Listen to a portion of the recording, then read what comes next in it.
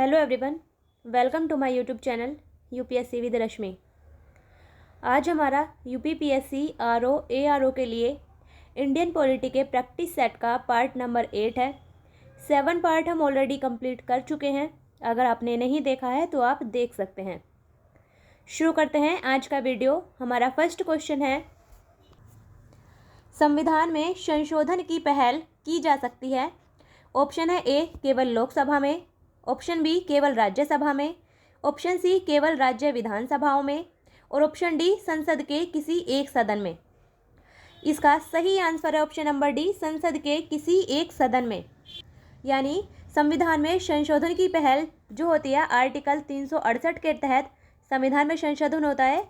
किस आर्टिकल के तहत? आर्टिकल 368 के तहत। तो संविधान में संशोधन करने की पहल संसद के किसी भी सदन में की जा सकती है। यानी संविधान संशोधन विधेयक को चाहे तो लोकसभा में प्रस्तुत किया जा सकता है, चाहे तो राज्यसभा में प्रस्तुत किया जा सकता है। यानी संसद के किसी भी सदन में संविधान संशोधन विधेयक की पहल की जा सकती है। नेक्स्ट क्वेश्चन है, संविधान का प्रथम संशोधन जो वर्ष 1951 में पारित हुआ निम्न में से किससे संबंधित है? ऑप्शन है ए, देश की सुरक्षा से। ऑप्शन बी, प्रधानमंत्री की सुरक्षा से। ऑप्शन सी, कुछ राज्यों में किए गए कृषि और कृषि भूमि संबंधी सुधारों के संरक्षण से। और ऑप्शन डी, अनुसूचित जाति और अनुसूचित जनजाति से। इसका सही आंसर है ऑप्शन नंबर सी, कुछ राज्यों में किए गए कृषि और कृषि भूमि संबंधी सुधारों के संरक्षण से। जो संविधान का प्रथम संशोधन किया गया था 1951, यानी प्रथम संविधान संशोधन अधिनियम 1951, जिसके माध्यम से संविधान में 9वीं अनुसूची को जोड़ा गया था। कार्यकाल था उस समय पंडित जवाहरलाल नेहरू का, प्रधानमंत्री थे पंडित जवाहरलाल नेहरू। उनके द्वारा जो संविधान में 9वीं अनुसूची जोड़ी गई थी, यानी संविधान का प्रथम संशोधन 1951, तो वो संबंधित था कुछ राज्यों में जो कृषि भूमि सुधार थे उन्हें न्यायालय में चुनौती दिए जाने से रोकने के लिए संविधान में 9वीं अनुसूची को जोड़ा गया था। तो इसका संबंध था कृषि भूमि संबंधी सुधारों के संरक्षण से। नेक्स्ट क्वेश्चन, निम्नलिखित में से किस संविधान अधिनियम को लघु संविधान कहा गया था? ऑप्शन है ए, 42वां। ऑप्शन बी, 44वां। ऑप्शन सी, 46वां। और ऑप्शन डी, 50वां। इसका सही आंसर है ऑप्शन नंबर ए, 42वां। जो 42वां संविधान संशोधन अधिनियम था 1976 में किया गया था। इसे लघु संविधान यानी मिनी कॉन्स्टिट्यूशन की संज्ञा दी गई थी। क्यों? क्योंकि इसके माध्यम से लगभग संविधान के कई पहलुओं में परिवर्तन किया गया था और कार्यकाल था प्रधानमंत्री इंदिरा गांधी का। नेक्स्ट क्वेश्चन, भारतीय संविधान के प्राधिकृत हिंदी पाठ को निम्नलिखित संविधान संशोधनों में से किसके द्वारा प्रकाशित करने के लिए अधिकृत किया गया? ऑप्शन है ए, 57वां संशोधन 1987। ऑप्शन बी, 58वां संशोधन 1987। ऑप्शन सी, 59वां संशोधन 1988। और ऑप्शन डी, 60वां संशोधन 1988। इसका सही आंसर है ऑप्शन नंबर बी, 58वां संशोधन 1987 के माध्यम से संविधान के जो हिंदी प्राधिकृत हिंदी पाठ था उसे प्रकाशित करने के लिए अधिकृत किया गया था।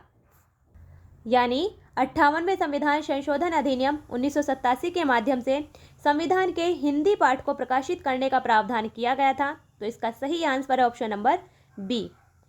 नेक्स्ट क्वेश्चन, कौन से संविधान संशोधन अधिनियम के द्वारा मतदान की आयु को 21 वर्ष से घटाकर 18 वर्ष किया गया था?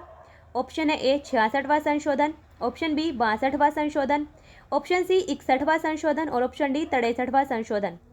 इसका सही आंसर है ऑप्शन नंबर सी, 61वां संशोधन। 61वें संविधान संशोधन अधिनियम 1988 के माध्यम से मतदान की आयु को 21 वर्ष से घटाकर 18 वर्ष किया गया था। तो इसका सही आंसर है ऑप्शन नंबर सी। नेक्स्ट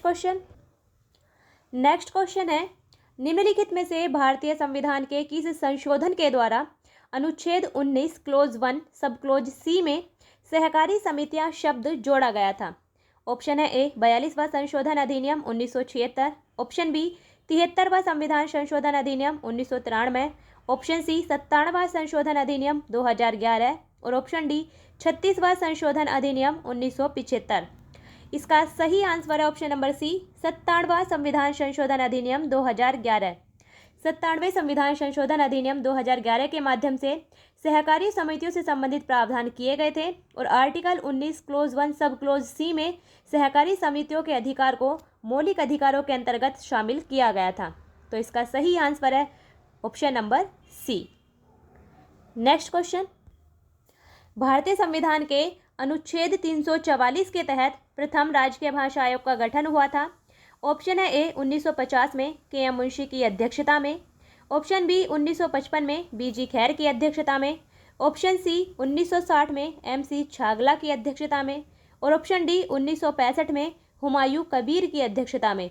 तो सबसे पहला क्वेश्चन तो यही है कि राजकीय भाषा आयोग का गठन किस अनुच्छेद के तहत किया जाता है।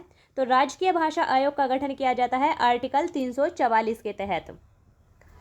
और आर्टिकल 344 के तहत जो प्रथम राजकीय भाषा आयोग का गठन हुआ था वो हुआ था 1955 में बी.जी. खैर की अध्यक्षता में। तो इसका सही आंसर है ऑप्शन नंबर बी, 1955 में बी.जी. खैर की अध्यक्षता में भारतीय संविधान के आर्टिकल 344 के तहत प्रथम राजकीय भाषा आयोग का गठन किया गया था। नेक्स्ट क्वेश्चन, कौन सी भाषा हमारे संविधान की 8वीं अनुसूची में सम्मिलित नहीं है। ऑप्शन है A Gujarati, option B Kashmiri, option C Rajasthani और ऑप्शन डी डोगरी। सबसे पहला क्वेश्चन, संविधान की जो 8वीं अनुसूची है उसका संबंध है भाषाओं से और मूल संविधान में 8वीं अनुसूची में 14 भाषाओं को शामिल किया गया था, जबकि वर्तमान में विभिन्न संशोधनों के माध्यम से 8वीं अनुसूची में कुल भाषाओं की संख्या है 22, यानी वर्तमान में 8वीं अनुसूची में 22 भाषाएं शामिल हैं और इन भाषाओं में से गुजराती, कश्मीरी और डोगरी 8वीं अनुसूची में शामिल है, लेकिन राजस्थानी 8वीं अनुसूची में शामिल नहीं है। और हमें वही बताना है कि कौन सी भाषा 8वीं अनुसूची में शामिल नहीं है, इसलिए इसका सही आंसर है ऑप्शन नंबर सी, जबकि गुजराती, कश्मीरी, डोगरी संविधान की 8वीं अनुसूची में शामिल है। नेक्स्ट क्वेश्चन है, निम्नलिखित में से किस राज्य ने संस्कृत भाषा को राज्य की द्वितीय राजभाषा का दर्जा प्रदान किया है। ऑप्शन है ए बिहार ने, ऑप्शन बी छत्तीसगढ़ ने, ऑप्शन सी उत्तर प्रदेश ने और ऑप्शन डी उत्तराखंड ने। इसका सही आंसर है ऑप्शन नंबर डी उत्तराखंड ने। उत्तराखंड राज्य ने संस्कृत भाषा को राज्य की द्वितीय राजभाषा का दर्जा प्रदान किया है, इसलिए इसका सही आंसर है option number D. Next question, भारतीय संविधान का अनुच्छेद 40 राज्य को सार्थक कदमों हेतु परामर्श देता है।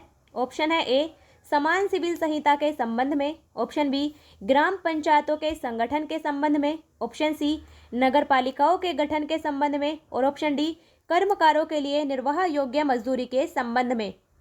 इसका सही आंसर है ऑप्शन नंबर बी, ग्राम पंचायतों के संगठन के संबंध में। जो भारतीय संविधान का आर्टिकल 40 है उसका संबंध है ग्राम पंचायतों के गठन से।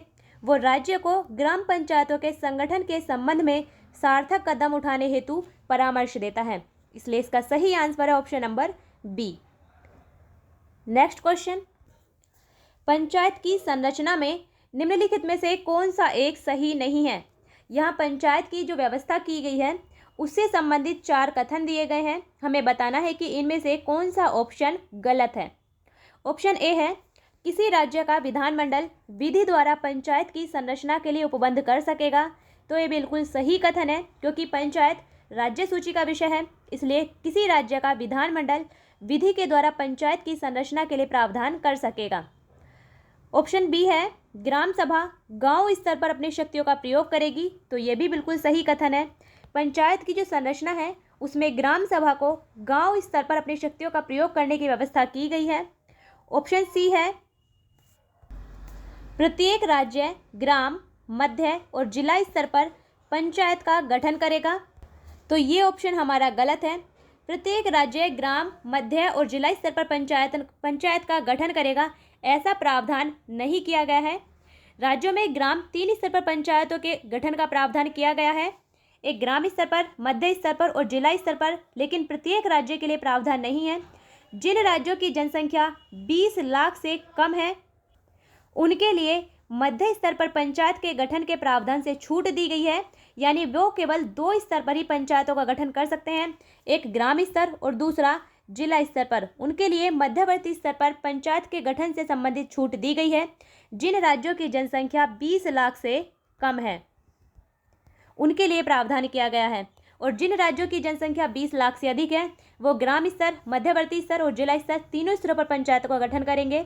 इसलिए ये ऑप्शन हमारा गलत है और हमें गलत ही बताना है, इसलिए इसका सही आंसर है option number C. Option D है, ऐसे राज्य जिनकी जनसंख्या 20 लाख से अधिक नहीं है वे मध्य स्तर पर पंचायत का गठन नहीं कर सकेंगे। ये बिल्कुल सही है और इसी आधार पर हमारा ऑप्शन नंबर सी गलत हुआ है, इसलिए इसका सही आंसर है ऑप्शन नंबर सी, जो कि गलत है। नेक्स्ट क्वेश्चन देखते हैं। नेक्स्ट क्वेश्चन है, भारतीय संविधान के 73वें संशोधन के संदर्भ में निम्नलिखित में से कौन सा कथन सही है। यहाँ 73वें संविधान संशोधन से संबंधित 2 कथन दिए गए हैं। कूट की सहायता से हमें बताना है कि इनमें से कौन सा ऑप्शन सही है। कथन नंबर 1 है, इसमें पंचायतों को स्वशासन की संस्था स्वीकार किया गया, तो ये ऑप्शन हमारा यानी ये कथन हमारा बिल्कुल सही है। भारतीय संविधान के 73वें संविधान संशोधन अधिनियम 1992 के द्वारा पंचायतों को स्वशासन की संस्था स्वीकार किया गया था, तो ये ऑप्शन हमारा सही है। कथन नंबर 2 है, इसमें शहरी स्थानीय सरकार को स्वशासन की संस्था स्वीकार किया गया, तो ये कथन हमारा गलत है, क्योंकि शहरी स्थानीय सरकार को स्वशासन की संस्था 74वें संविधान संशोधन अधिनियम 1992 के द्वारा स्वीकार किया गया था, ना कि 73वें संविधान संशोधन के माध्यम से। इसलिए ये कथन हमारा गलत है, तो हमारा सही आंसर है केवल एक कथन सही है, यानी ऑप्शन नंबर सी हमारा सही आंसर है।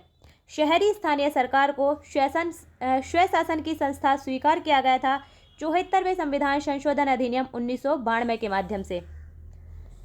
नेक्स्ट क्वेश्चन, निम्नलिखित में से कौन तृणमूल लोकतंत्र से संबंधित है। ऑप्शन है ए लोकपाल, ऑप्शन बी पंचायती राज पद्धति, ऑप्शन सी अंतर्राज्यीय परिषद और ऑप्शन डी क्षेत्रीय राजनीति। इसका सही आंसर है ऑप्शन नंबर बी पंचायती राज पद्धति, यानी तृणमूल लोकतंत्र से संबंधित है पंचायती राज पद्धति।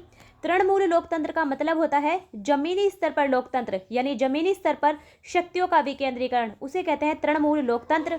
तो जमीनी स्तर पर लोकतंत्र यानी तृणमूल लोकतंत्र की जो अवधारणा है वो संबंधित है पंचायती राज पद्धति से, इसलिए इसका सही आंसर है option number B. Next question, प्रथम पंचायती राज व्यवस्था का उद्घाटन पंडित जवाहरलाल नेहरू के द्वारा 2 अक्टूबर 1959 को किया गया था। ऑप्शन है ए साबरमती में, ऑप्शन बी वर्धा में, ऑप्शन सी नागौर में और ऑप्शन डी सीकर में। इसका सही आंसर है ऑप्शन नंबर सी नागौर में। प्रथम पंचायती राज व्यवस्था का उद्घाटन पंडित जवाहरलाल नेहरू के द्वारा 2 अक्टूबर 1959 को किया गया था राजस्थान के नागौर जिले में, इसलिए इसका सही आंसर है option number C. Next question, Ashok Mehta समिति ने पंचायती राज के लिए किस प्रतिमान की संस्तुति की थी। ऑप्शन है ए एक स्तरीय, ऑप्शन बी द्विस्तरीय, ऑप्शन सी त्रिस्तरीय और ऑप्शन डी 4 स्तरीय।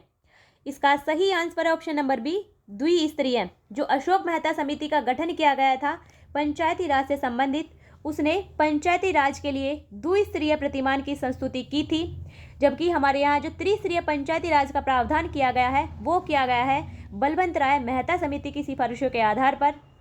तो इसका सही आंसर होगा ऑप्शन नंबर बी, क्योंकि अशोक मेहता समिति ने पंचायती राज के लिए केवल द्विस्तरीय प्रतिमान की संस्तुति यानी सिफारिश की थी।